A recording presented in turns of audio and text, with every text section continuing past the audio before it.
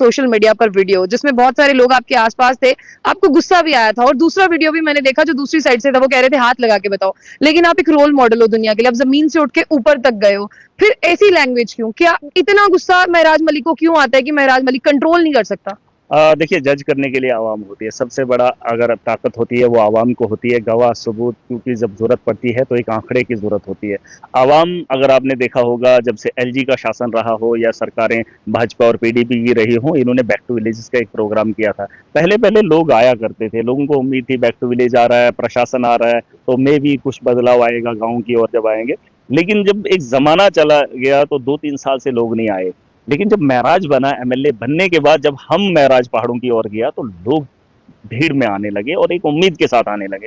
और लोगों के जो सवाल थे और जो निराशा थी और जो सवालात एडमिनिस्ट्रेशन पे थे और जो माफिया उन्होंने पैदा किया था, उसके खिलाफ जब बोलने की आवाज को बुलंद किया तो उनकी आवाज को भी आप देख सकते थे। किस दर्द के साथ वो बोलते थे कि हमारा ये पटवारी है, हमारा ये एडमिनिस्ट्रेटर है, ये हमारा काम नहीं करता है ना? और कितने ऐसे एडमिनिस्ट्रेटर हैं जिन्होंने आवाम को लूटने का काम किया, उनके परिवार के साथ खिलवाड़ किया है। जब वो खिलवाड़ करने में परहेज नहीं करते हैं तो महराज उन पे सवाल करने से कैसे रोकता? देखिए, ऐसा नहीं है कि मुझे कोई शौक है बात करने का, लेकिन उनके सताए हुए लोग बहुत हैं और जिन लोगों ने मुझे मैंडेट दिया और इसीलिए दिया है कि महराज उन लोगों को रोके। लेकिन महराज को घर-घर पे लोग सुनते हैं। एक घर पे 4 लोग हैं तो 4 फ़ोनों में महराज की आवाज़ सुनाई देती है। देखो मैं मान रही हूँ ना, लेकिन अब महराज का अपने ऊपर कंट्रोल कब होगा अपनी लैंग्वेज के ऊपर कि मुझे इतना ज़्यादा गुस्सा आप पेशेंस से भी बात कर गुस्सा सकते नहीं, हैं। अगर आप देखेंगे घर के अंदर सबसे ज्यादा गुस्सा कौन करता है? कौन करता है? कौन हेड, करता है? हाँ, तो वही मुखिया। बात है, जब मैं बड़ा हूँ, मुझ पे जिम्मेदारियां हैं, तो यकीनन जो उन लोगों के सपने हैं, उन लोगों की उम्मीदों पे खड़ा उतरना है, तो मुझे कोशिश करनी है। और जब मुझे रोकने वाला एक छोटा आदमी है, मेरे से छोटा है, मुझे लोगों ने इतनी बड़ी ताकत दी है, इतनी बड़ी ताकत दी है कि मुझे रोकने वाला वही आदमी है जो मेरे गरीब को लूटता है और वो मुझसे नहीं डरता है। वो फिर लूटने का काम कर रहा है, वो अपने काम से बाज नहीं आ रहा है। और अगर मेरी जीतने के बाद आपने वीडियो डाली देखी होगी, देखिए, वो कल रात को मैंने शायद चढ़ाई भी है और उसमें वो सारी चीजें बयान हैं। बयान है, मैंने कहा है उन लोगों को कि रुक जाइए, वो काम खत्म कर लो, अब लोगों की जरूरियात पे काम करो, अब पैसा नहीं कमाना है। लेकिन फिर भी अगर वो लोग वैसा करेंगे तो जिम्मेदार होने के नाते मुझे तो बनता है, फर्ज अच्छा बनता है। महराज मलिक ने अभी पिछले दिनों कुछ दरबार लगाया था पब्लिक दरबार, मुझे बताओ उस पब्लिक दरबार में क्या रिजल्ट आया? हाँ, देखिए, लोगों को जागरूक कर रहा हूँ। लोग जागेंगे तो वो लोग रुकेंगे। जब तक ना लोग ही जागेंगे तब तक कहाँ ये सिस्टम रुकेगा। करप्शन जो है, करप्शन एक हब बना हुआ है जम्मू कश्मीर, ये जो स्टेट है देश के अंदर, तेजी से बढ़ रहा है करप्शन। और अब रुकने में भी आप देखेंगे सबसे अगर पहला नंबर आएगा कहीं करप्शन फ्री, तो मुझे लगता है जम्मू कश्मीर। उसकी शुरुआत हमने की है, हम इलाकों के अंदर जा रहे हैं, गाँवों के अंदर लोगों को समझा रहे हैं कि एक ब्यूरोक्रेट का काम क्या है, एक पॉलिटिशियन का काम क्या है। आज तो मेरे से पॉलिटिशियन को भी तकलीफ होगी क्योंकि मैं लोगों के पास जा रहा हूँ, लोगों की बात सुन रहा हूँ और लोगों के मुद्दे उसी तर्ज पे उछाल रहा हूँ जिस तर्ज पे ये लोग चुनाव में बात करते थे। मैं तो चुनाव जीतने के बाद भी वही बात करूंगा और जब असेंबली लगेगी तो हाँ। देखेंगे आप कि महराज आवाम की नुमाइंदगी के लिए कैसे खड़ा हो जाएगा। एग्जैक्टली मुझे ना आप यही बताइए, देखिए अब आपको लोगों ने चुन लिया, आप लोगों की नुमाइंदगी भी करेंगे, लेकिन असेंबली में जाकर और जब जम्मू में लग रही है, अभी तो आपका ट्रेनिंग सेशन चल रहा है इसीलिए बहुत खुश हैं, लेकिन महराज बात किसकी करेगा और वो क्या टॉपिक होगा?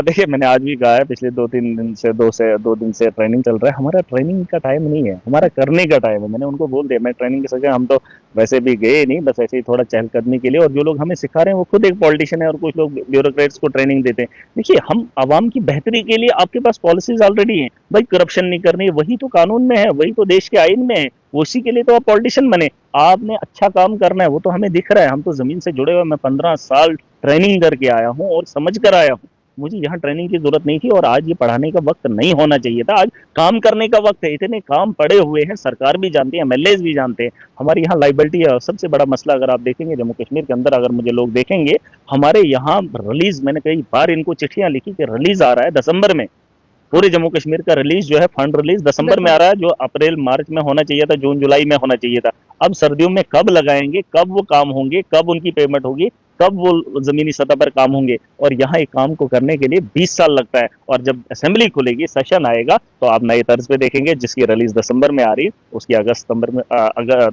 अगस्त वगैरह में आ एक जाएगी, एक गर्मियों के टाइम। एक पॉलिटिशियन होने के नाते ना एक सवाल पूछूंगी, अभी नेशनल कॉन्फ्रेंस में जो जंग चल रही है, जो अंदर जंग चल रही है, उसे कैसे देखेंगे? देखिए, सियासत है, कुछ लोगों का अपना इंटरेस्ट होता है। बड़े बड़े लोगों के साथ जब उठना बैठना हो गया तो अपने मफाद को, जाती मफाद को ज्यादा तरजीह देने लगते हैं लोग। हो सकता है, मैं अंदरून की बात तो नहीं जानता हूँ, लेकिन हाँ, मुठभेड़ होती रहती है। जैसे पीडीपी के एक दौर में, एक ज़माने में चलता था। एनसी के यहाँ आपने देखा होगा, महाराष्ट्र के अंदर शिंदे वगैरह, ये सारी चीज़ें चलती हैं। बड़े-बड़े लोग हैं। देखो, ये खेल है, अब इस खेल में खिलाड़ी कौन अच्छा खेलता है या कौन उस पैसे के दम पर जो है इसका मतलब क्रेडिट लेता है, मैं इसमें नहीं जाना चाहता हूँ। लोगों का मैंडेट एनसी को गया है, समर्थन हाँ। में सरकार बनाई है।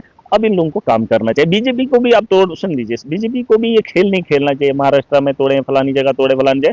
कहीं ऐसा ना हो कि ये पूरे सेंटर से ही साफ हो जाएंगे। अगर इनकी सरकार के पीछे कोई लग गया तो बड़ी बात नहीं है कि मोदी जी भी बैठ जाएंगे, कोई और प्रधानमंत्री बन जाएगा। देखिए, ये तोड़ ताड़ वाला काम नहीं होना चाहिए, जोड़ने का काम होना चाहिए, देश की बेहतरी पे काम होना चाहिए। मेरा तो फोकस यही है। देखिए, मैं समर्थक हूँ, मैंने समर्थन दिया है। हाँ। मैं एनसी का सपोर्टर नहीं हूँ, मैं समर्थन दिया हूँ अवाम की बेहतरी के लिए, अवाम की बेहतरी के लिए। और अवाम की बेहतरी के लिए काम की उम्मीद कर रहा हूँ। उमर साहब ने खुद भी वादे किए हैं, वादे करके ही तो यहाँ पर पहुंचे हैं, इतना बड़ा मैंडेट लेकर आए हैं। क्यों? क्योंकि उन्होंने वादे किए हैं, गैस सिलेंडर देंगे, हम 200 यूनिट बिजली देंगे। ये चीजें करवानी है और ये मेरा पर्सनल इंटरेस्ट भी है, ये मेरा शौक भी है। एजुकेशन को बेहतर करेंगे, हेल्थ को बेहतर करेंगे और ये चीजें चलिए सारी चलिए, चीजें। आप ही ने अभी जिक्र कर दिया ना, उन्होंने वादे किए हैं 12 गैस सिलेंडर फ्री देंगे। इस पे नहीं जाते, वे बिजली पर जाते हैं। उमर अब्दुल्ला साहब ने अपने मंशूर में ये कहा था कि हम 200 यूनिट मुफ्त बिजली देंगे। तब उन्होंने मीटर की बात नहीं की थी। अब बीच में मीटर भी आता है कि मीटर लगवाएं। देखिए, मैं आपको एक ही चीज बताऊंगा। मैंने अपनी कॉन्स्टिट्यूंसी में 10 साल पहले या 7 साल पहले कहा था लोगों को कि जो बीपीएल कैटेगरी के लोग हैं वो किराया ना दें।